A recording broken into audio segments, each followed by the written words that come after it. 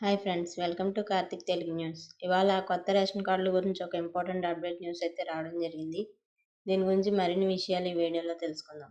దయచేసి ఈ వీడియోని ఎక్కడ స్కిప్ చేయకుండా చివరి వరకు చూడండి ఫ్రెండ్స్. అలాగే మా ఛానల్ సబ్స్క్రైబ్ చేసుకొని మాకైతే ఒక సపోర్ట్ అయితే ఇవ్వండి. వివరాల్లోకి వెళ్ళినట్లయితే కొత్త రేషన్ కార్డు పొందిన వారికి గుడ్ న్యూస్. ఈ నెల నుంచి బియ్యం పంపిణీకి రాష్ట్ర ప్రభుత్వం ఏర్పాట్లు చేస్తుంది. గత నెలలోనే రాష్ట్ర వ్యాప్తంగా ఒక్కో మండలానికి ఒక గ్రామాన్ని ఎంపిక చేసి గ్రామ సభల ఆధారంగా లబ్ధిదారులకు కొత్త రేషన్ కార్డులను జారీ చేసిన విషయం అందరికీ తెలిసిందే. అలాగే తాజాగా కొత్త రేషన్ కార్డుదారులకు ఈ నెలలోనే బియ్యం పంపిణీ చేయాలని రాష్ట్ర ప్రభుత్వం ఆదేశాలు జారీ చేయడంతో ఈ మేరకు అధికారులు కసరత్తు చేస్తున్నారు. రాష్ట్ర వ్యాప్తంగా అర్హులైన మిగతా లబ్ధిదారులను కూడా అధికారులు గుర్తిస్తున్నారు. కొత్త రేషన్ కార్డుల కోసం 4 జిల్లాల్లో కలిపి ఇప్పటికే 1,01,103 దరఖాస్తులు ఇచ్చినట్లు సమాచారం.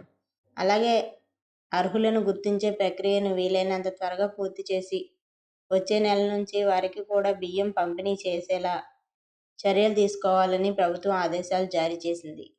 ఇక ఈ మేరకు లబ్ధిదారుల జాబితాలో పేర్లు లేని వాళ్లు సంబంధిత గ్రామ సభలో దరఖాస్తు చేసుకోవాల్సి ఉంటుందని, రాష్ట్ర వ్యాప్తంగా అర్హులైన ప్రతి ఒక్కరికి రేషన్ కార్డులు అందించే వరకు ఈ ప్రక్రియ కొనసాగుతూనే ఉంటుందని ఇటీవల పౌర సరఫరాల శాఖ మంత్రి ఉత్తమ్ కుమార్ రెడ్డి స్పష్టం చేశారు.